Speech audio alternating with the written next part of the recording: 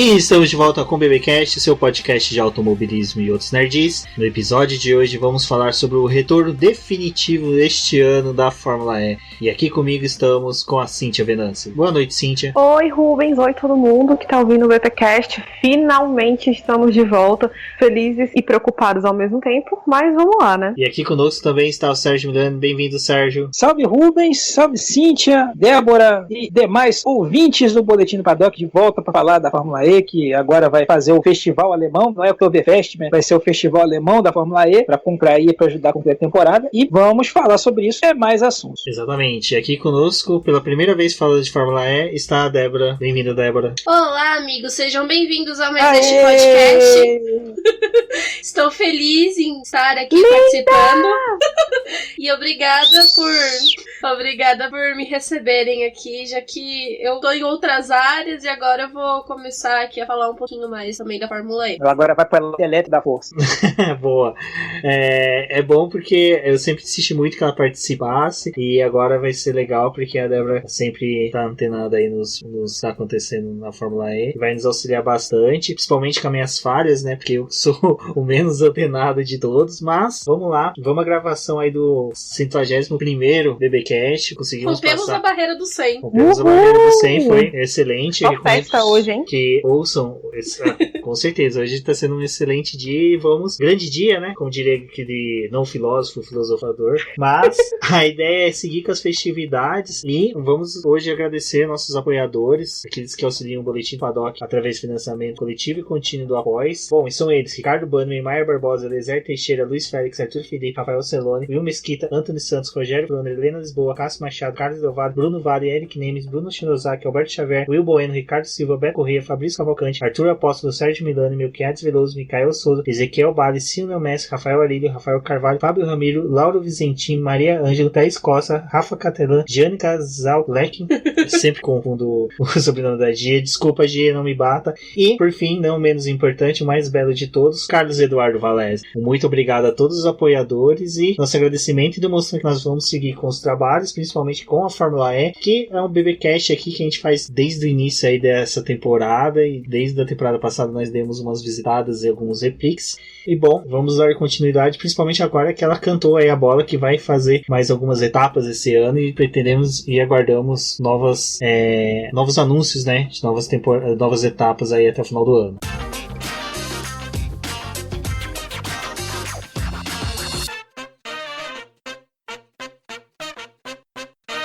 Bom, pessoal, acho que foi bem legal quando a categoria anunciou as 6 etapas, mas de repente, para nossa surpresa, estava lá 6 etapas no mesmo local.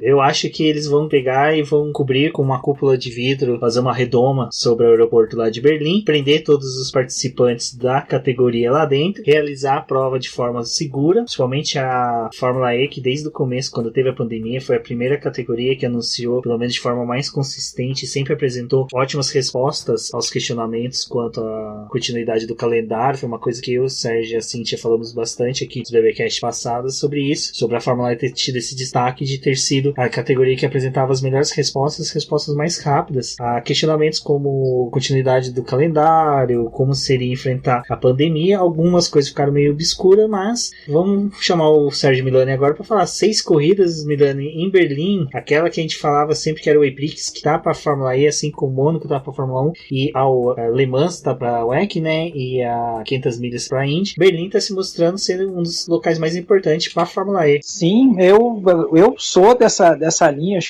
quero ser papudo nesse aspecto, mas desde o início eu falo que, olha, Berlim, somente quando mudou, como é que dizer, lá para Tempelhof, é o lugar, talvez assim, o lugar síntese da Fórmula E, talvez assim, pela a própria estrutura, aquela situação toda, dá um clima muito bacana. E até mesmo por isso, pela essa liberdade de espaço que você tem, quem acompanha a categoria sabe disso, e quem não acompanha, assim, pode ter a oportunidade de ver, você tem muita área ali, né? Então, e tem outros significados, até também por isso que você colocou, a Alemanha também é um dos países, mas também se opõe nessa relação, em relação a questão da Covid, que teve uma resposta muito firme e que deu certo. Então também é uma forma também dela mostrar que, olha, a gente está conseguindo fazer de uma forma segura, e com todo também esse simbolismo também que a Alemanha é uma das grandes patrocinadores aí dessa virada para para mobilidade elétrica. Ela foi a primeira, praticamente, foi o primeiro país, foi um dos países aí que estabeleceu a término de fabricação de motores a combustão. Então tem todo um simbolismo, né? Essa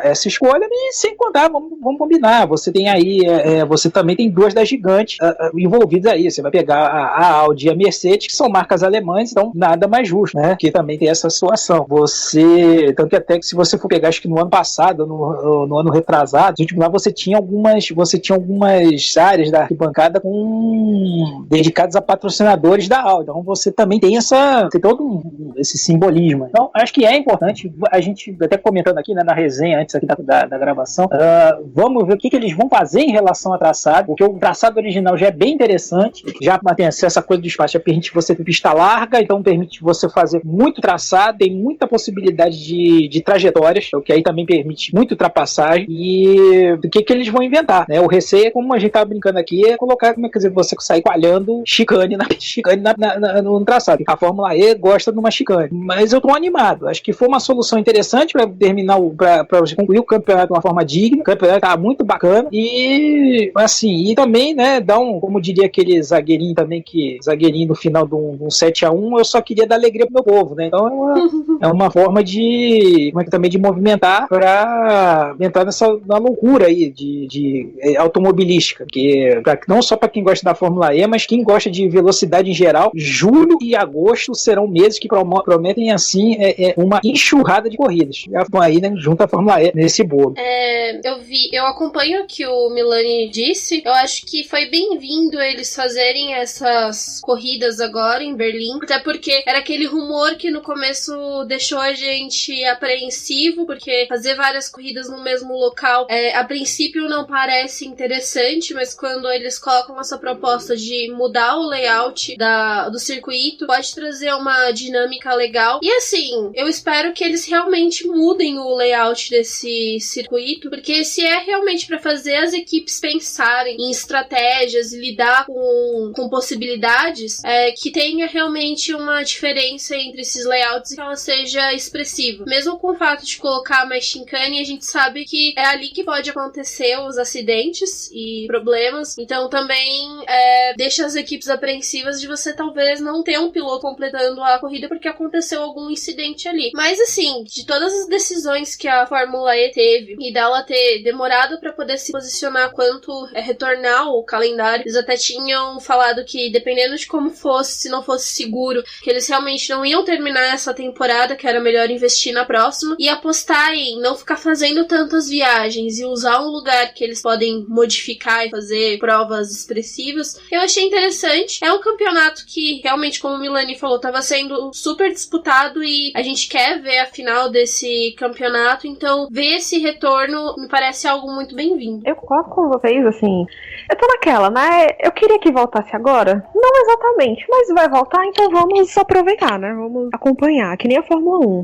Eu achei também a decisão super correta, eu acho que não poderia ser um lugar melhor, por todos os motivos que vocês já falaram, e eu espero que eles consigam aproveitar bem o espaço e criar traçados realmente diferentes, né, como não vai ter público, não vai ter a necessidade de ser montada arquibancada, então se não tem arquibancada, é um negócio a menos que eles precisam se preocupar com relação a espaço, o tempo de mudança também vai ser menor, porque eles vão mudar só realmente as placas que limitam, né, o traçado, e que não seja só uma coisa que, tipo, coloca uma chicane aqui, um negócio ali que resolve, não, que seja um traçado diferente mesmo, então, que um tenha uma reta mais longa, que o outro tenha uma sequência de curvas legais, sabe, assim, que eles têm uma oportunidade gigante agora de fazer 3 circuitos muito bons, né, assim, pra gente não falar palavrão, então, 3 circuitos muito bons, que permitam disputa de posição, que permitam ultrapassagem, que deixe a corrida fluir, né, que não tenha muito entrave, até porque as corridas elas vão ser muito próximas umas das outras. Então, tipo assim, se a criatura bater na segunda, será que ela consegue, será que a equipe consegue recuperar o carro a tempo pra terceira e pra quarta? Entendeu? Assim, tem uma série de coisas que precisam ser pensadas, né? Assim, vai ser muito apertadinho, sabe? Inclusive nas reportagens que eu vi, não só essa, que é uma preocupação das equipes, né? Mas também com relação ao pessoal. Embora a Fórmula E não leve um mundo de gente para os circuitos como a Fórmula 1, por exemplo, mas se eles precisarem de um serviço extra, pode ser que não tenha gente suficiente para fazer, entendeu? Ou então, se alguém adoecer, não só de Covid, mas de qualquer outra coisa, e não tiver bom em um dos dias, eles vão ter que se virar para poder cobrir essa pessoa, né? Porque não tem como trocar, sabe? Então, assim, vai ser muito desafiador pra todo mundo. Sim, porque é um ingrediente a mais, né? Pra colocar pressão em todo mundo. Sim, então, você colocou bem, assim, até por força de regulamento, o número de pessoal envolvido na pista já é reduzido. Isso, aí a gente sabe que na Fórmula E tem contato a dar pau, né? Isso aí né? A gente sabe, quem acompanha a categoria sabe disso. Então, realmente vai ser mais uma situação aí pra galera, mais um complicador aí. A gente pode talvez ter equipe que não vai correr, porque não deu tempo de consertar o carro, apesar de você ter lá carro reserva, essa situação toda, ou não ter peça. Isso aí é mais um elemento nessa equação aí que pode tornar Berlim mais interessante ainda, né? Boa levantada que você deu aí. De número reduzido de pessoas, o governo alemão restringiu, né, 1.000 pessoas para todo o evento, isso contando desde equipes, pessoal de mídia, de produção, que vai ser só da categoria, né, os jornalistas que vão estar lá, não teremos jornalistas de outros veículos, então desde médicos, bombeiros, socorristas, pessoal que vai ficar para retirar os carros da movimentada e carros que baterem, fiscais, vai ser 1.000 pessoas, então eu acredito que vai ser sim uma briga de logística sensacional, porque se para um evento normal a gente já calcula só olhando por cima em torno de 15.000 pessoas às vezes para gerir tudo, desde pessoal que leva transporte, isso tudo, reduzir para 1.000 eu acho que vai ser bem apertado. Tem isso que a Cíntia pautou, questão de bater, o Sérgio falou que já é uma pancadaria danada a corrida, é algo que sempre a gente comentou que os pilotos parece que gostam de testar, se bater, mas só que na temporada que começou, uma coisa que a gente falou até em um BBcast passado,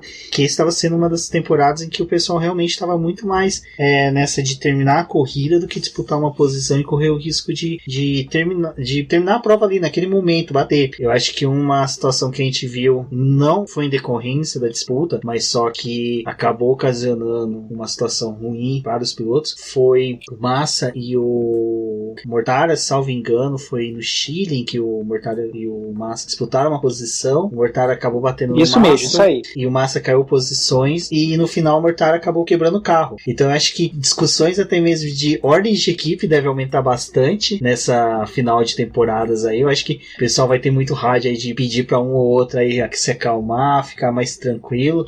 A gente tá tendo muita disputa ali, principalmente dentro da Tectita, do Verne com o Antônio da Costa, porque principalmente que os dois estão disputando o título, e acho que são os dois que têm não mais chances, mas os que estão mais evidentes na busca desse título. Então essas 6 corridas eu acho que vai ter muito disso, né? A gente vê companheiros de equipe se respeitando mais por causa dessa possibilidade de um ficar fora da corrida e o outro não, e as dificuldades que vão ter da redução de pessoal, porque eu acho que mesmo você tendo, já todo o equipamento lá, tudo pronto, são praticamente 2 semanas para 6 corridas, e dificilmente vai ter entre sai de pessoas, né? Eu acho que vai ter nesses 1.000 pessoas deve estar contabilizada que você só vai poder registrar 1.000 pessoas. Então você não vai poder, falar, José tá vindo com o caminhão aí e vai trazer o Carlos e o Miguel que vão descarregar as peças que quebraram. Eu acho que até nisso vai ter restrição por chance de uma contaminação externa. Então vai ser um desafio, eu acho que é o melhor mesmo e categoria para apresentar, para ficar presente nesse desafio é a Fórmula E, porque pelo fato dela usar muito mais, vamos pôr dessa forma, uma tecnologia em que ela não depende de muitas pessoas ali, não tem pit stop com troca de pneus, em que você precisa ter um volume de pessoas pronto ali para receber o carro, você consegue reduzir os mecânicos por isso. Eu acho que já vai ser uma boa lição até para o futuro de demais categorias que pensam em ir para uma tecnologia mais híbrida, elétrica, para poder ter redução de gastos, de volume de pessoas, entre outras coisas. Eu acho que vai ser um cenário que a gente vai poder avaliar depois que acabar, porque assim, a gente já vai ter as corridas da Fórmula 1 que vão ser realizadas nesse troca-troca de país, e com um número maior, porque eles vão ter 2.000 pessoas, então é 1.000 a mais, e a gente vai ver como que vai funcionar as coisas na Fórmula 1 e quanto que a mecânica deles vai dar certo, e também o fato da gente ver o outro lado da Fórmula E, que vai se isolar, fazer uma bolha, arcar com tudo isso em questão de pessoal reduzido e ver como essas provas vão funcionar. E eu acho que também abre mais uma conversa a respeito dos circuitos em que a gente tem 2 rodadas. Rodadas duplas quando tiver o próximo calendário. Talvez teria a possibilidade de mais pra frente abrir e pensar até na mudança de alguma coisa do layout do circuito para poder fornecer um outro tipo de corrida quando tiver a possibilidade de ter a corrida num dia e no outro dia, se for possível, fazer essa mudança, já construir um circuito que tivesse essa possibilidade de agir com 2 corridas. Ai, gente, deixa eu falar um negócio que eu pensei agora enquanto vocês estavam falando. Deve falar. Já pensou se eles aparecem com uma corrida noturna? Caraca, gente. Seria uma boa. Nossa, eu ia surtar Ia ser muito. do caramba, viu? Ia ser. Não, sério, de verdade. Porque dá pra fazer. Assim, né? Sim. Eu acho que dá, na minha cabeça dá certo. Não, tranquilamente, tese, ainda mais... Uhum. Né? Nossa, agora eu vou ficar... Já criei expectativa, pronto, já quero. Corrida noturna em Berlim. Se Agora. você pedir, eles fazem. Se assim É te isso que eu ia pedir, falar. Você tenta com os exatamente. caras lá, pô. Um tweet seu já garante a corrida. Eu vou já twittar aqui pra eles. Mas essa é uma possibilidade que se abre de uma corrida noturna. Se a gente parar pra pensar, são 6 corridas. Se eles quiserem, eles podem fazer até 6 corridas com traçados diferentes, que vai desde sentido inverso, né? Eles podem manter o mesmo layout do dia 5, uma corrida, no dia 6 faz sentido inverso, e assim dá pra eles fazer 6 corridas diferentes, com 6 traçados diferentes, mantendo só a estrutura de 3. Então, assim, a Fórmula E, a vantagem que ela tá abrindo é que ela pode brincar da forma que ela quiser. Exatamente. E tendo inúmeras possibilidades. Isso que eu tô achando E os pilotos interessante. que lutem. Eles que se virem. Eles E o estrategista que se vira também. ficaram muito tempo aí brincando Quem nos tá se videogames. A gente tá pagando pra ver o show. Com certeza. Falando em show, gente, dessas 6 corridas, eu acho que a gente pode tirar que vai ser legal, porque mesmo que eles mantivessem o mesmo traçado, acho que a Fórmula E é uma coisa que eu vi o pessoal falando muito da Fórmula 1, se manter o mesmo traçado, 2, 3 corridas vão ser chatas. Eu não acredito nisso, porque eu sempre tive a perspectiva que, por mais que seja, você consegue ter um dinamismo maior a partir da segunda corrida, porque eles conseguem fazer uma leitura melhor do que foi feito, ainda mais que o pessoal da Fórmula E que trabalha com softwares muito mais apurados, eles conseguem ver que o que funcionou no dia, aplicar no dia seguinte. Eu vejo a resposta da Fórmula E para essas questões muito mais rápidas, então eu acho que mesmo se fosse 6 corridas com o mesmo layout, eles conseguiriam ter 6 corridas diferentes, principalmente naquilo que a gente sempre discutiu aqui, da questão da classificação, né, que por eles terem aquela mobilidade dos grupos e da posição que os pilotos terminam no campeonato, é o que dita a entrada deles no treino classificatório, e isso pode mudar bastante, então eu tô bem reservado nisso, de que serão corridas bem interessantes. Sim, você acha que a tua observação foi boa em relação a isso? Acho que a classificação é que acaba definindo muito aí essa imprevisibilidade, né? Talvez se a gente tivesse um outro formato, que a gente chama de mais tradicional, talvez aí sim a gente poderia talvez esbarrar nessa mesma situação. Mas, embora muita gente reclame, eu acho que esse é um barato, um bom acerto da Fórmula E, que é essa situação da classificação, que acaba embaralhando mais ainda a situação. Vejam como é, né? Eu em BBcast passado criticava a classificação da Fórmula E. Nessa todo mundo, graças a Deus que é assim, porque eu já vi um bom ponto. Vai forçar o embaralhamento do grid. Lucas de Graça que lute. Essa coisa, como diz esse provérbio moderno aí. Cada um que lute, entendeu? Bom, pessoal, acho que de Berlim a gente só podemos aguardar agora realmente que vai ser da corrida. Não temos ainda os traçados, mas assim que saírem, voltamos aqui para comentar sobre eles. E acho que uma das coisas que mudou bastante aí, mudou assim não, que tivemos alterações dentro da Fórmula E nos últimos dias, foi a saída do Pascal Wehrlein da Mahindra. Mexe um pouco com o cenário da Fórmula E de pilotos, porque a gente tem a vaga dele ainda em aberto, e infelizmente a Fórmula Fórmula E não é tão clara em quanto tempo, quantos anos cada um tem de contrato com as suas equipes. Então, por hora, a gente tem essa vaga em aberta. Eu vou começar a campanha Volta Piquet, porque eu quero ver a treta entre ele e Lucas de Graça reacendida na categoria. Mas a saída do Verlaine, eu por mim adorei. Pra quem ouviu o BBcast número 100, eu falei que eu adorei, porque eu sou fã da Porsche. Os rumores e tudo indica que ele vá pra Porsche. E é até legal que ele vai pra Porsche com olhos em outras categorias da montadora alemã. Então vai ser bem legal. E que legal que ele vá pra uma montadora alemã e seja um garoto propaganda, né? Um piloto negro como garoto propaganda de mais uma montadora alemã será bem interessante. Eu queria saber de vocês sobre essa movimentação da saída do Verlaine. Quais são as perspectivas? O que vocês leram sobre isso e acharam interessante sobre essa saída dele da Mahindra? Olha, pra mim foi uma surpresa, assim, eu realmente não tava vendo as coisas como se ele tivesse insatisfeito, né, porque pelo que eu vi que saiu e tal, né, foi tipo, ele realmente não tava satisfeito com o que a equipe tava oferecendo, ele tinha mais um ano de contrato e ele queria correr até o fim do ano pra encerrar o contrato. E aí a Mahindra foi quem decidiu e falou, não, você vai sair agora. E aí já, por isso que foi o efeito imediato, né? Assim, só esperou terminar o campeonato virtual e acabou. Então, o Verlaine, ele não vai estar em Berlim pela Mahindra. Provavelmente ele não vai estar pra equipe nenhuma, né? Foi efeito imediato mesmo, o cancelamento do contrato. Sim. Ele saiu porque ele queria o troféu lá do desafio e como ele não ia ganhar o troféu, ia ficar com a equipe, ele falou, deixa pra lá, vou sair. É uma boa desculpa teoria que ele precisava, desculpa que ele precisava. O troféu Magnum. Nossa, fugi, peraí que eu tô falando. Sim. E assim, realmente pra mim foi surpreendente, mas como o Rubens falou, eu fico feliz que se os boatos, né, se confirmarem que ele vai pra Porsche, eu acho que tem um pouco mais a oferecer pra ele do que a Mahindra tá podendo oferecer agora. Ele vai ter um piloto, um companheiro de equipe, que vai exigir que ele se esforce mais, porque o André Lottery, ele tem muito prestígio dentro da Porsche já, por ser o André Lottery, né? E pelos resultados que ele já conseguiu dentro da equipe.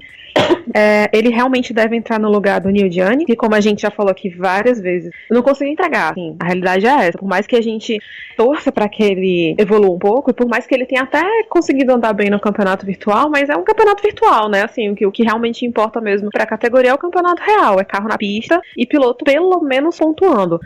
A Porsche, ela tem grandes planos dentro da Fórmula E e infelizmente não dá não dá tempo esperar, né? E vai ser bom também porque vai ser uma equipe alemã com 2 pilotos alemães. Então, se confirmar mesmo, eu tô com o Rubens, eu vou ficar muito feliz por essa mudança, principalmente pelo Verlaine. Seria um bom salto, né? Vamos combinar que também, assim, o Neil Gianni, ele tem todo lá o nome dele com a própria Porsche no Endurance, essa coisa toda, mas na Fórmula E ele não disse a que veio, né? E a ida, em princípio, a ida do Verlaine para a Porsche seria uma senhora melhoria, né, para a equipe, que mostrou ter totalmente capacidade, aquela coisa, ela resolveu vir numa linha de, olha, eu vou fazer tudo sozinho, vou vir do zero e tá vindo muito bem. Seria um grande, bom salto aí para eles em relação a piloto, né? E vamos botar pro lado da Mahindra. Tudo bem, ele talvez não estaria muito satisfeito, mas a Mahindra parece que ela deu aquela, até esse ano ela deu uma estancada, né?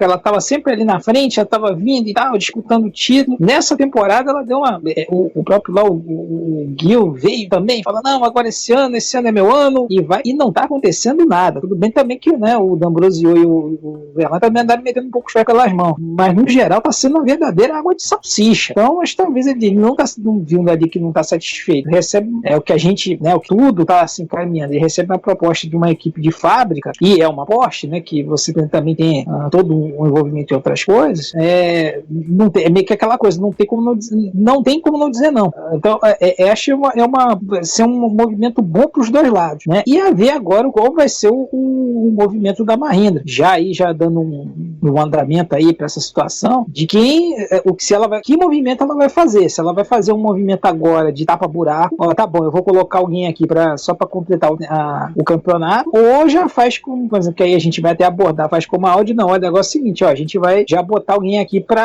pra ir pra frente. Ou seja, alguém aqui que a gente tá pensando, não vai ser só um tapa-buraco, a gente vai colocar também pra temporada seguinte. Aí você começa a pensar, aí já provocando aqui, já dando andamento. Você tem o primeiro nome que viria, que é o que também tá sendo ventilado lá fora, seria o Radford, que andou muito tempo, né? Com eles, conhece bem o carro, conhece a equipe, a categoria, mas é aquela coisa que não anima, vamos combinar. Você também teria um nome também que foi logo que veio de primeira, que até já, né, no início da temporada fez, que foi o Felix Rosenqvist, né, também outra cria da Mahindra, que já ganhou também, inclusive foi um dos vencedores aí ganhou o Epix de Berlim, um deles, em temporadas passadas, acho que 16 e 17, se eu não me engano, mas tem uma batida com a Indy, se eu não estou enganado, acho que a Indy corre dia 9 de agosto, então tem uma batida aí de calendário, então não sei se teria esse interesse. E além mais, teriam, assim, olhando para o futuro, esses seriam nomes assim, né, tapa buraco. E você teria dois nomes aí que poderiam interessar, que seria o De Jong, holandês, né, que até também testou naqueles, né, fez naqueles testes de novatos, e se foi relativamente bem, tem um potencial ali. E um outro nome também que corre por fora, que em tese também não teria batida de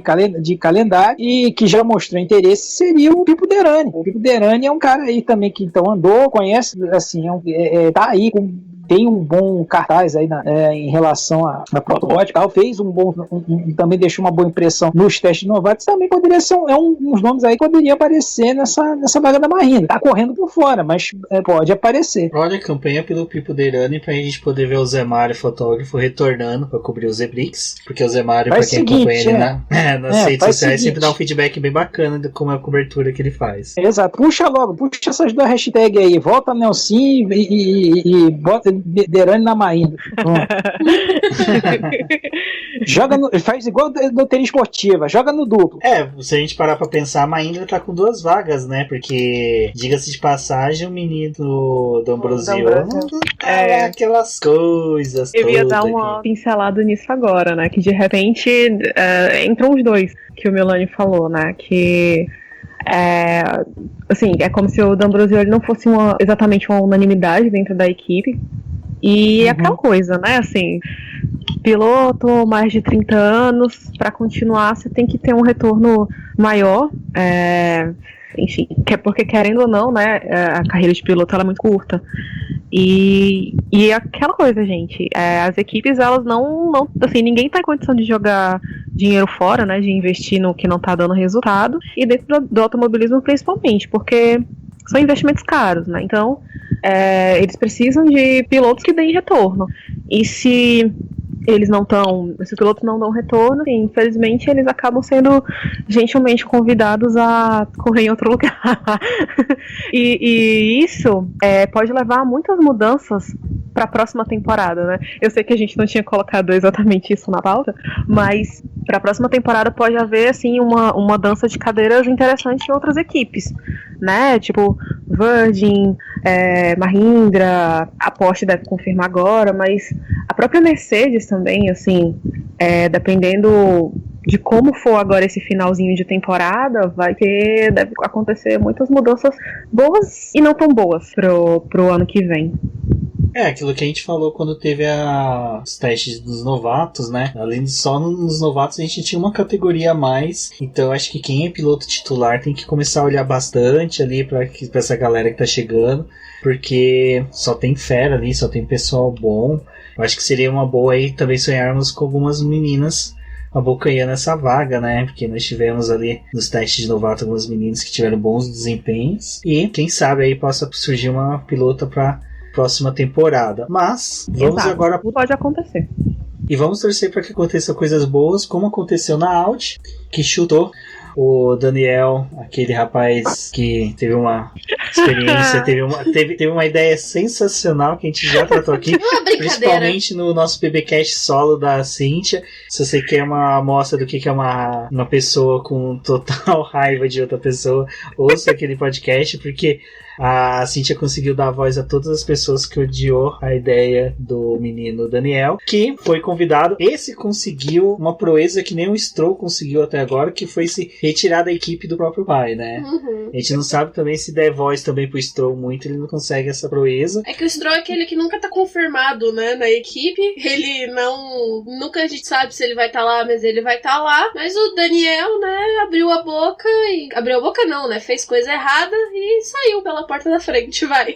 Ser feliz. Exato. Foi chutado fora e quem entrou no lugar dele foi o René Rast, piloto alemão da DTM. Eu tava dando uma olhada aqui. Ele já passou pela Fórmula E, também no E-Prix em Berlim, mas o resultado dele não foi lá aquelas coisas. Ele, na classificação, só ficou atrás do nosso chinês, que eu não sei pronunciar o nome. O Milani sabe pronunciar muito melhor do que eu. Ma Qinghua! Exatamente, é praticamente um pedido de pastel de flango na feira. E ele só ficou à frente dele. Depois, na corrida, o resultado dele também foi catastrófico. Mas quem sabe, né? Se a equipe chamou ele, com tantas opções boas que nós temos no mercado, às vezes há uma confiança aí no piloto de que ele possa fazer muito aí nessas 6 corridas. Torço. Acho que vai ser uma boa, principalmente que a DTM tá contando os últimos dias dela de existência. Pro piloto pode ser uma chegada boa. Queria saber de vocês, o que vocês veem aí, primeiro da saída do menino Daniel. Se vocês quiserem também falar mais alguma coisa, se ele merece mais um pouquinho de espaço, né, nas nossas orações, ou querer destilar um pouquinho de ódio para que o René sinta como é o bebê Cash com quem pisa fora da faixa. Não, que isso, como diria o seu Madruga, as pessoas boas devem amar seus inimigos, então bom manter o menino Daniel na lista de orações para tentar salvar um pouco a alma dessa conversão, né? Isso, dessa pessoa, né? Mas assim, o Rast uma boa escolha diante aí do quadro, apesar que foi assim, até quando comentando em alguns grupos assim, não deixa de ser uma aposta um pouco ousada, porque tudo bem que acho que ele já andou, né, já correu de Fórmula E, já andou, inclusive, acho que já andou testando para a própria Audi, mas assim, teria que pegar a mão da coisa, né? Mas ele é um cara da equipe, né? Não só de DTM, ele também ganhou também do Durance, ganhou Spa, ganhou assim, correu o EC, então é cara de equipe, é um piloto Audi na acepção da palavra. E não tá chegando ali de paraquedas, né? Apesar disso aí. Então, acho que das escolhas que eles tinham até com um bom nome. E provavelmente vai servir aí, essas corridas aí vão servir como vestibular para que ele seja garantido para a próxima temporada, né? E até essa passagem que ele teve nessa temporada, em 16, ele correu justamente no lugar do Félix da Costa. É engraçado, ele entrou nesse Prix aí para substituir o Félix da Costa, foi lá no time Aguri, que também era uma carruagem, era uma carroça aquele carro, não andava bem nem com decreto e não dava para fazer muita coisa. Mas acho que das escolhas que eles tinham, acho que foi bem interessante. Para você ver como são as capotadas da Terra plana, né? É um negócio incrível. O que é legal é que a Super Aguri manteve a tradição, né? É ruim na Fórmula 1, é ruim na Fórmula E, mas eu achei que foi legal que ela fez uma aposta boa, que quando eu via ela na Fórmula E, pelo menos era algo que acreditou. E a Super Aguri, salvo engano, o Antônio Félix da Costa correu por ela, e é a estrutura hoje da Tectita, não é? Sim, e também a Simone Silvestre também andou lá, não foi assim, tivemos pilotos, assim, a Aguri também foi meio um negócio meio aleatório, né? Teve também Salvador Duran, teve umas coisas assim meio, também foi Salvador Duran é muito de cantor de música lambada. De bolero, cantor de bolero também, mas então você chega assim, aqueles famosos rolê aleatório, né? Se você for pegar a Aguri, mas eu acho que tem essa situação aí sim que você falou, da base da Tequita. É aquela conversa de bar, né? Eu lembro, Débora, até agora você não falou como é que você fala o nome da equipe. Aí eu falo tudo errado. Tequita. Completamente errado. Tiago Alves, se você está escutando isso, chegou o seu momento. O Tiago Alves já riu de todos nós, agora tem que rir da Débora também. Tequita pra mim, é assim que eu falo. Tá mais próximo do correto do que eu que falo Tequita. Aí eu confundo tudo. Eu não adianta. Bom, eu acho que essas mudanças que nós estamos tendo aí de cadeira, essas movimentações assim, deve se intensificar muito mais depois do término da temporada. Apesar que é uma coisa que a gente estava conversando aqui antes de entrarmos na gravação definitiva, que o fim dessa temporada vai ser muito próximo do começo da próxima, né? Eu acho que vai ser uma das poucas vezes que a Fórmula E teve um espaço de tempo tão curto, então vamos torcer para que essa movimentação tenha uma definição assim, um pouco distante do início da temporada, para que a gente possa fazer um programa falando especialmente dessas movimentações de cadeiras e falando uma movimentação que deve mudar bastante o cenário aí da Fórmula E, pelo menos nos próximos anos, é o Gen 3, principalmente nas questões de aplicação dele, o começo de uso dele. E garota Cíntia, você principalmente estava antenada nessas mudanças. O que você vê dessa chegada aí do Gen 3, todos esses componentes que devem alterar bastante aí, até mesmo as características da Fórmula E? Eu acho que a Fórmula E deve ter mais uma mudança, como foi o fim lá da troca de carros, agora vai ser possível mais pra frente o reabastecimento. Pois antes de falar desse assunto, eu só queria dizer que a única coisa que eu fiquei triste na entrada do René Rast na Audi é porque não tem vaga pro Nico Miller, então infelizmente não foi dessa vez. Mas é aquela coisa, né, assim, não te conheço muito bem, mas você parece legal, então seja bem-vindo. Mas falando sobre o Gen 3, então, assim, estou começando a divulgar sobre o que pode ser a mudança de regulamento para quando o Gen 3 entrar efetivamente, né? E no que especificamente a gente vai tratar hoje? Nos episódios anteriores a gente já falou sobre a mudança powertrain, então hoje a gente está falando sobre o sistema de regeneração de energia, que é aquele que ocorre na freada. A princípio, o que eles estão querendo fazer? Qual é a proposta? É adicionar mais um sistema desse que hoje existe no eixo traseiro, eles querem colocar mais um no eixo dianteiro. E aí, assim, seriam, no total, né, juntando os dois eixos, a cada carro recuperaria cerca de 600 kW de potência, que é bom, né, assim, é legal você ter energia sobrando e tudo, mas como contrapartida, você tem um carro um pouco mais complicado de pilotar. A parte dianteira do carro mudaria um pouco, aliás, mudaria bastante, né? Porque você vai estar colocando um novo sistema lá. Então, para o piloto vai ser mais difícil, porque é uma coisa mais para pensar.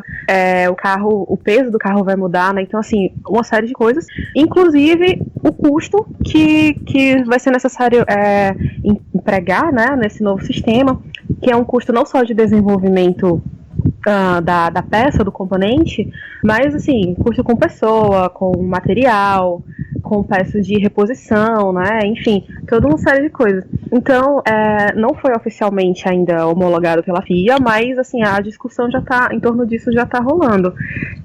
Principalmente por conta dos custos, né? Então, você tem um carro que vai ser renovado daqui a algumas temporadas e que muito do que se tem hoje, assim, não vai poder ser aproveitado justamente porque eles querem, assim, mudar quase que radicalmente, vamos colocar dessa forma.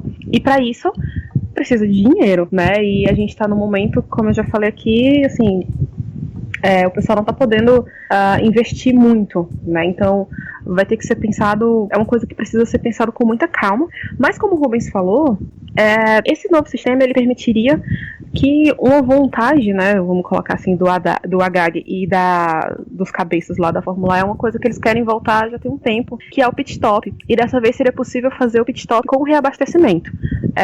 Então, para quem já acompanha a Fórmula E desde o início, sabe que no começo o pit stop era o piloto trocando de carro, né, e agora seria realmente o reabastecimento, não reabastecimento, é a recarga do carro. Então o carro vai pro box, conecta lá o carregador, digamos assim, a bateria recupera e ele volta pra pista, né? Inclusive, eu vou entregar, porque eu sou dessas, a Débora tava perguntando como funcionava, né, Débora? Falei nada não. Era uma pergunta dos ouvintes do BTcast. Pergunta dos ouvintes. E ela é minha chefe, né? Dos ouvintes. Eu tava lendo uma pergunta que recebemos no Twitter. De mim mesma. Hashtag queimando coleguinha, vamos lá. Vamos ver aqui uma pergunta da @TheFlowers. Ela tá perguntando como é que seria. E aí, assim, então, gente, vai ser basicamente isso, né? De repente vai rolar um Pikachu lá no meio da recarga pra ir mais rápido. Desfibrilador, né? Desfibrilador. Mas é isso. E um outro detalhe é que, assim, provavelmente... Mas você tem que explicar, Cíntia, como é que acontece a recarga dos carros. Não, né? mas tem gente aí escutando que não sabe. Não, mas faz sentido mesmo. Mas, gente, assim, é bem parecido com o que acontece no carro a gasolina. Só que a diferença é que a mangueira, que não vai combustível, ela vai eletricidade. Mas é aquilo mesmo, abre a portinha, conecta o cabo, recarrega, tira o cabo e fecha a portinha. É bem isso mesmo. E um outro detalhe é que provavelmente já a partir da próxima temporada as baterias dos carros, né, da Fórmula E voltem a ser produzidas pela Williams. Desde o ano passado são produzidas pela McLaren, a McLaren mesmo da Fórmula 1 e a Williams da Fórmula 1, e provavelmente a partir do ano que vem a Williams já volte a produzir. Eu acho legal esse sistema, assim, é caro, eu sei que a gente tá saindo de um momento em que é complicado você pedir para as equipes fazerem tantas mudanças, porque afinal todo mundo saindo de um limbo e a gente não tem muito conhecimento do que a Fórmula E tá passando, porque a categoria mesmo não fala muito sobre as equipes e sobre as suas dificuldades, mas ainda assim a gente sabe que tá todo mundo com problema, então essas equipes também devem ter algum problema em questão de dinheiro para poder custear essas mudanças. Mas o que eu acho legal disso é que apesar da gente ter um aumento no peso dos carros, né, ainda assim vai trazer mais potência para eles. Então essa questão da gente ter esse recarregamento durante uma corrida é legal porque ao final da prova a gente não veria tanto aquele pessoal que acaba queimando tudo no começo e vai perdendo tudo no final. Acho que daria uma dinâmica diferente para a corrida,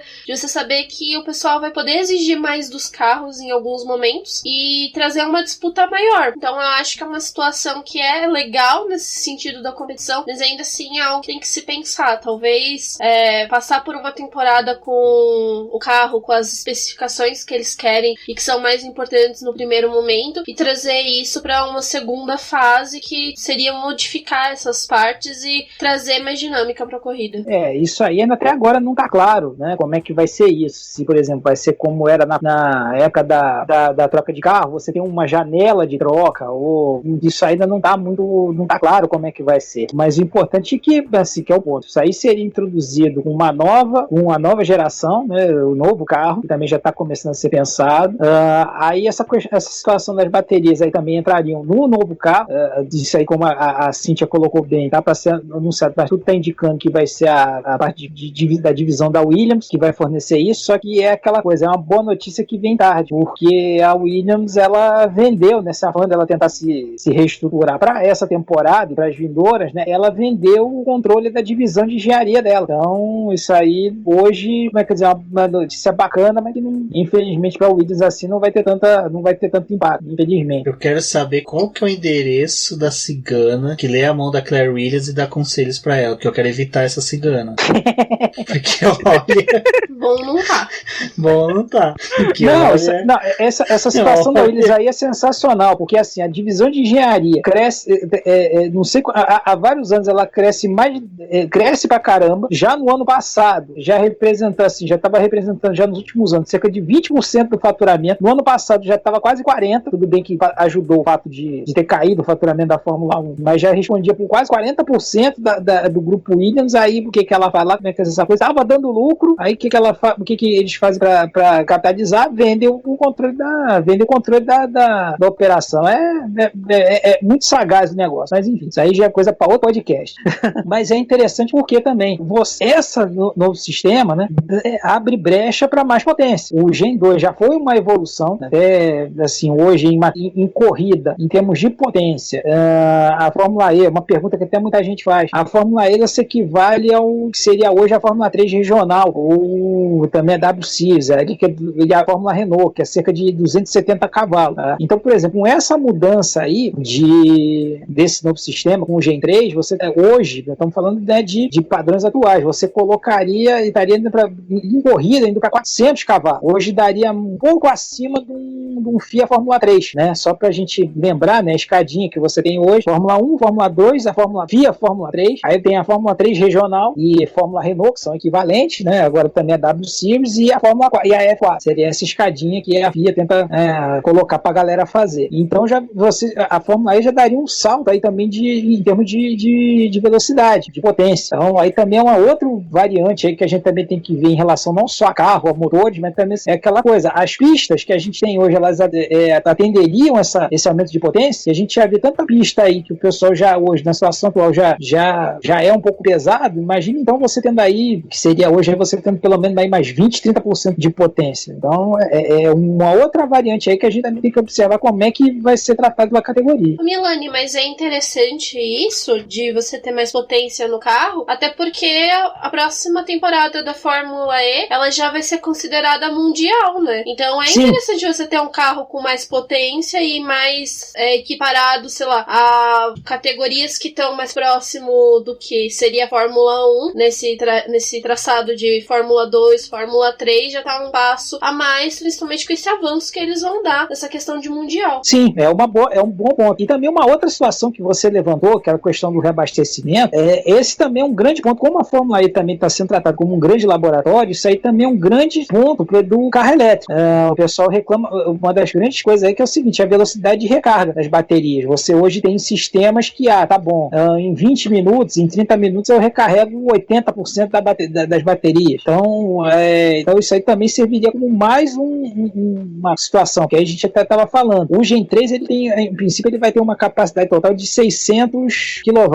Só que parte disso, 250 vai vir da recuperação do sistema de recuperação de energia das freadas, como é hoje. Os outros 350 vão ser baterias. Aí é o que a gente está falando. Essa recarga essa recarga aí que vai ter, esses 30 segundos aí, vão servir também para recarregar todas as baterias, ou vai ser para recarregar só essa bateria do principal, não vai carregar bateria, não vai ser separado. Então tem toda uma situação aí para ser observada, que, por exemplo, em 30 segundos você recarregar, vai dar tempo de você recarregar, então isso também é uma outra forma também de você desenvolver tecnologia para uma outra forma também de desenvolver tecnologia para o cidadão comum, dessa forma também. Esse é um dos grandes gargalos aí da mobilidade elétrica. Não, eu ia falar que o que é interessante é que a Fórmula E ela vem respondendo exatamente esses questionamentos, né? E foi de forma contínua. Primeiro, até eu me lembrei agora, eu e a Débora esses dias assistimos um programa no Discovery que são dois cientistas que chamam pessoas que são teóricos da conspiração para mostrar para eles que aquilo que eles estão falando não é conspiração, que não existe conspirações. E no caso era um programa que falava sobre o homem pisar na lua, em que toda vez que o cara apresentava um questionamento, eles mostravam uma resposta àquele questionamento. E a mesma coisa que a Fórmula E está mostrando sobre a mobilidade urbana na questão de carros elétricos. O primeiro questionamento que todo mundo tinha era a questão de autonomia, né? Nossa, mas eu vou ter carro para poder ir e voltar pro trabalho sem ter dor de cabeça, fazer uma viagem pro litoral e voltar para casa sem ter dor de cabeça? Aí a Fórmula E já mostrou, e os carros elétricos hoje já demonstraram que sim, eles têm bastante tempo de bateria útil que as pessoas podem utilizar. A outra era, mas vai demorar quantas horas para recarregar? Porque o meu smartphone demora uma noite inteira, né, para recarregar por N motivos, e o carro vai demorar tudo isso. Agora, com essa questão da recarga, já também demonstra que a indústria automotiva, como disse o Milani, já está se estendendo nesse quesito, já está demonstrando respostas rápidas que, olha, você consegue ali em 30 segundos reabastecer o carro o suficiente para terminar a prova em determinado momento que ser feito o pit stop. Então isso é algo bom, é legal que a Fórmula E está trazendo isso, e é bom que a gente já começa a ter motivos para poder pegar o podcast e dar tapa na cara do pessoal que fala que a Fórmula E é isso, aquilo, querer diminuir a categoria e mostrar, olha, a categoria está mostrando como vai ser o futuro do carro no mundo, em questão até de consumo. Isso, exatamente, Rubens. Agora, assim, eles só não podem complicar muito, né? Assim, tá indo bem, tá indo no rumo certo, mas não pode se perder. Inclusive, tem uma crítica que o Lucas de Grassi fez, que, tipo, a FIA, ela tem uma tendência a meio que querer complicar as coisas, né? E coisas que são complicadas, elas demoram mais tempo para ser feitas, e consequentemente elas acabam sendo mais caras. E ele acha, assim, que o ideal mesmo é que as coisas sejam mais simples, né? Assim, não precisa ficar inventando 3 sistemas para fazer uma coisa só. É uma crítica válida, com certeza. Mas, assim, quem sabe pro futuro as pessoas, os envolvidos, né, os engenheiros e tal, eles não conseguem realmente deixar as coisas mais simplificadas. A princípio, o que foi apresentado até agora deve ser aprovado, se eles não conseguirem melhorar isso dentro de 2 anos, que é quando eles pretendem lançar todas essas mudanças.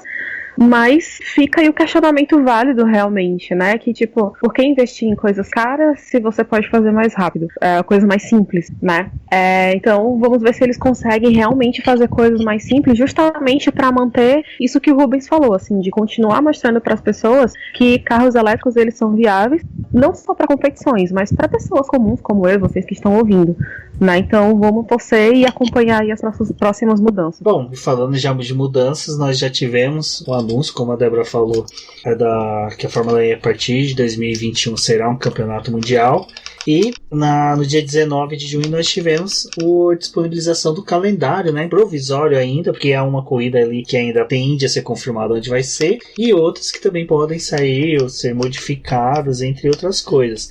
Calendário de 2021 já está disponível, 14 provas, né? Sendo que teremos algumas rodadas duplas. E eu gostaria de saber de vocês o que vocês acharam desse calendário. Começar aí pela Cíntia. E se há alguma esperança ainda de que ali na corrida 10, que ainda não há uma etapa confirmada, o local confirmado, né? Se há chances do Nelson Piquet realmente trazer a corrida para o Brasil. Olha, eu acho difícil. Até porque provavelmente quem vai conseguir se encaixar aí no meio é Jakarta, lá na Indonésia, que estava previsto para sair esse ano e não saiu, né? Assim, por aqueles motivos que a gente já discutiu aqui antes. Mas eu gostei do campeonato. Uma das coisas que eu mais gostei foi que, assim, como está previsto para começar em janeiro, então a gente vai finalmente poder falar sobre ano relacionado à Fórmula E. Então vai ser bom, a gente não vai ficar se confundindo. Não, peraí, começou 2018, sabe essa coisa, esse nó que a gente sempre tem? Pois é, então, assim, se nada mudar, né, até lá, a gente vai conseguir falar da temporada da Fórmula E com um ano só. Embora, pelo que eles apresentaram, eles estão contando como 2020 e 2021. Vamos ver, assim, né? Vamos ver o que a Fórmula E ainda vai fazer. Mas eu gostei muito, gostei que, assim, manteve a prova de janeiro, né, em Santiago, então, aqui perto. Será que a gente consegue ir pra Santiago ano que vem? Será? Será que a equipe do BB vai estar lá? Não sei. Cenas dos próximos capítulos. E é bom porque é uma época que a gente sabe mais ou menos o que vai ter, né? Então, assim, provavelmente vai estar quente de novo e tal. E as outras eu gostei também.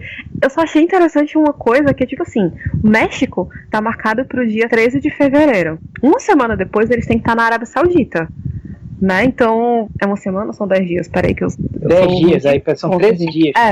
2 semanas, um pouquinho menos de 2 semanas, né? Então, vão rodar um bocado. Então, boa sorte, né? Pra quem tiver que viajar. Mas o restante dos lugares, eles já são bem conhecidos. A gente vai ter a volta de Mônaco, que na parceria com a Fórmula E, eles têm aquele esqueminha de fazer corrida a cada 2 anos. Então, pro ano que vem, Mônaco estará de volta. Vamos ter a estreia de Seul, que também estava prevista para ser esse ano e vai acabar não acontecendo, né? Assim, por conta de tudo. E provavelmente essa corrida que tá para ser anunciada deve ser Jakarta, mas aí a gente precisa esperar mesmo a confirmação oficial da categoria. Encerramento com rodada dupla em Londres, que era uma coisa que também estava prevista para esse ano. E infelizmente também não vai acontecer. Eu confesso que eu senti falta, assim, da corrida na Suíça. Eu tava gostando de ver corridas na Suíça. Queria que tivesse pro ano que vem, mas não vai dar. A princípio o calendário só vai ter 14 etapas mesmo. Se tudo der certo a 15ª, pode ser que a Suíça entre. Mas, assim, isso é o que eu tô falando, tá? Nada confirmado. E o Brasil, infelizmente, deve acabar ficando de fora mais uma vez. Até porque eu não sei vocês, eu sou um pouco pessimista com relação a como é que eu posso dizer, a diminuição dos casos de Covid aqui no Brasil ainda. Então eu acho que até janeiro a gente ainda vai estar sofrendo um pouco com isso, sim. Então a gente vai acabar ficando de fora mais uma vez, mas aquela coisa, né? A esperança é a última que morre. Não tem muito aí como acrescentar muito, mas tudo indica aí, até teve algumas pessoas aí que até não descartam a possibilidade de ter mais uma rodada europeia, esse aí a ser confirmado, mas tudo indica que deve ser Indonésia, né? E nós teremos lá prova na Merdeka Square, vai ser muito interessante esse ponto importante e histórico da cidade de Jakarta, que até foi um dos rolos que deram da prova, que a prova também ficou numa confusão imensa, que ela foi anunciada, depois disseram que não ia ter, porque justamente ia ter parte do traçado que ia passar no centro histórico, que ia impactar, depois aí não, vamos desfazer tudo, não vai ter corrida mesmo, que não vai impactar, ou seja, foi uma verdadeira merdeca. Mas as pernas, assim, estão bem, assim, a gente está vendo que é um calendário muito enxuto, então talvez, eu não sei se aí eles podem vir com alguma coisa de jogar, por exemplo, que é uma possibilidade de voltar a Arábia Saudita para justamente o final do ano, né, como tem sido aí nas últimas temporadas, a Arábia Saudita iniciando a temporada, mas ainda como é que sendo digamos assim, no final do ano, para depois assim, o restante ser disputado na outra. E, né, pela possibilidade aí, acho que agora o foco aí que nós temos que ver se melhorar a situação é pensar em já começar a fazer algumas rotações para ir para Santiago, né, que é o que resta dessa festa, porque diante aí também do câmbio, a Europa não é muito interessante, Estados Unidos também não, e Londres então esquece. Eu gosto desse calendário com 14 rodadas, mas por um motivo, ele estar acontecendo em um único ano. Eu não gostava muito do que a Fórmula E fazia de colocar uma etapa no ano anterior e depois ficar um período pausada para poder voltar só lá em janeiro. Então eu gostei mais da mecânica desse calendário de estar tudo mais perto e você conseguir ver melhor esse campeonato acontecendo. E ainda assim eles vão manter o campeonato como 2020 e 2021, apesar das corridas estarem sendo disputadas apenas em 2021. É que eles já tinham muito timbrado o material de escritório com 2020 e 2021. Sim. Eles querem ser ecologicamente corretos até Faz nisso tiver que manter. Acho justo. É justo. Eu só queria que o Uruguai voltasse, né? Já que se não for ter Brasil, pelo menos o Uruguai podia voltar, né? Diziam que ali punta era muito mimoso o lugar. A corrida era aprazível, vamos colocar assim. Era muito mimoso. O calendário da Fórmula E, quando aparecer assim, vai ser um meme, né? Eu vendo o Brasil lá, não acredito. Só acredito vendo. Eu vendo, não acredito. Exatamente. Por aí. E realmente não acredite. Só acredite no dia do evento que a gente estiver lá. Porque até hoje na verdade, chegar, quando voltar, né? Quando a gente voltar. A gente pode falar, não, realmente teve, gente. Tava lá. Mas isso aí que você falou, Débora, realmente importante, é interessante porque também mostra o peso da categoria, que a categoria está tomando. Porque a gente tem que pensar, né, que ela foi meio. Inicialmente ela veio com aquela coisa assim: olha, é uma categoria laboratório, vai ser ali vai ser meio que não vai bater com nada, a gente vai fazer num momento ali de intervalo em categoria, vai ser meio que quase assim: isso aqui é meio que para tapar um buraco ali. Quando entre a safra, quando todo mundo meio que tiver de férias, ou já estiver preparando para sair ou preparando para voltar, a gente vai fechar esse espaço aqui. Só que então o crescimento da categoria, da importância, então isso aí também é uma prova do crescimento da categoria. Mas se você também for colocar, por um aspecto, você vai ter 14 provas ali, né? 14, 15 provas em 6 meses, né? Vai ter 1, 2, 3, 4, 5, 6, 7, 8, 9, 10, 11. Você vai ter também um calendário mega apertado, né? Se você for colocar aí grosseiramente depois, principalmente ali depois da parte chinesa, você vai ter um aperto aí, como até a Cintia colocou, você vai ter praticamente uma semana e pouco para você estar saindo do México para a Arábia Saudita. Aí você vai para daqui mais uma semana pouco vai para a China. Aí tem um mês aí de diferença, mas aí depois você vai ter corrida aí a cada 15 dias. Então vai ser um calendário bem apertado para quem acompanha e principalmente para as equipes. Bom, a gente estava falando, né? Você que lute os pilotos que vão ter que se ferrar para resolver as questões desse calendário aí de ser excluído. Eu acho que com esse calendário aí, eu acho que foi a categoria que virou para os produtores de conteúdo e falou: vocês que lutem com 15 provas em 7 meses, 14 provas, né, em 7 meses. Isso. Que olha, vai ser tipo assim, a gente vai gravar preview, terminando já assistindo a corrida, terminando já gravando o review. Mas o que a gente tem de melhor? A pitada em Berlim, 6 corridas. Foi um teste para 2021, entendeu? Só os fortes resistirão. É isso Exatamente. aí. DT que lute. DT que lute, isso aí. E só uma coisa, a pré-temporada ainda não foi confirmada, né? As datas, ela costumava ser em outubro. Então a gente não sabe se vai ser mantida em outubro ou se vai ser arrastada para novembro, né? Para até não ficar uma data muito distante do início da temporada. Então você que está nos ouvindo, continue acompanhando o BPcast para saber como vai ser a programação oficial, real, fechada da Fórmula E pro ano que vem. Provavelmente em Valência. Dependendo de como o mundo tiver, a gente vai estar ceando lá no Natal com a Fórmula E fazendo seus testes. É isso aí. Pra que melhor?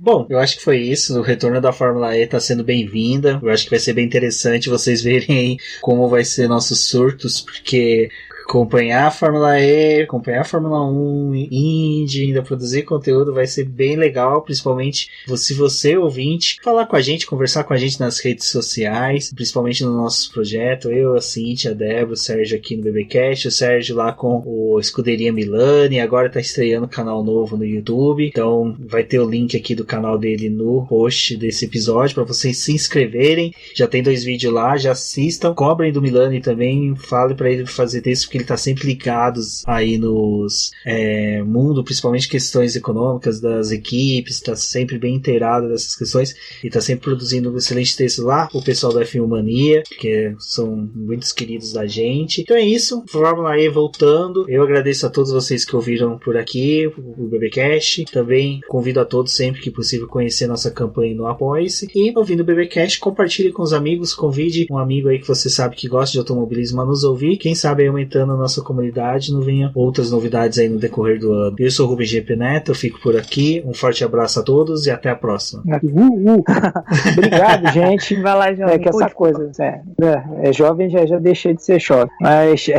Mas é isso aí, gente. Obrigado aí mais uma vez aí por ter escutado com a gente. Espero que vocês tenham gostado, né? Um abraço pra você, Rubens, Débora, Cíntia. Sempre um papo muito bom, resenha ótima. E é isso aí. Acompanhe o Boletim do Paddock, acompanhe a Cíntia, acompanhe o Escuderia Milani, acompanhe os geradores de conteúdo de automobilismo e vamos ampliando essa nossa comunidade. E tá sempre aí batendo bastante tambor aí nas redes sociais. E fique ligado com a gente, tá bom? Em breve voltaremos. Um abraço pra vocês e tchau! Bom, mais uma vez, obrigado por todo mundo que ouviu a gente até aqui. O episódio de hoje foi muito bom, adorei tudo que a gente falou aqui hoje. Se vocês quiserem me acompanhar nas redes sociais, o meu Twitter é o Cindy_VX, Cindy com Y. Queria deixar um grande beijo e o meu desejo de que todos vocês estejam se cuidando muito durante essa quarentena, tá? Pelo amor de Deus, gente, tomem cuidado. Dizer pra minha chefe linda e maravilhosa que eu espero que esse seja o primeiro de muitos BPcast sobre a Fórmula E que ela vai participar. E é isso, a gente se vê na próxima. Beijo pra todo mundo, tchauzinho. Bom, fico feliz em participar do programa. Obrigado por vocês estarem aqui com a gente. Obrigado a Cintia, ao Milani, que participaram do programa. E vamos se vendo aí nas redes sociais. A gente vai trazendo as novidades para vocês. Acompanhem os textos lá no Boletim do Paddock, que lá também a gente fala da Fórmula E, traz textos. Depois a gente vem aqui e comenta sobre muita coisa no BBcast. Até a próxima. Isso é tudo, pessoal.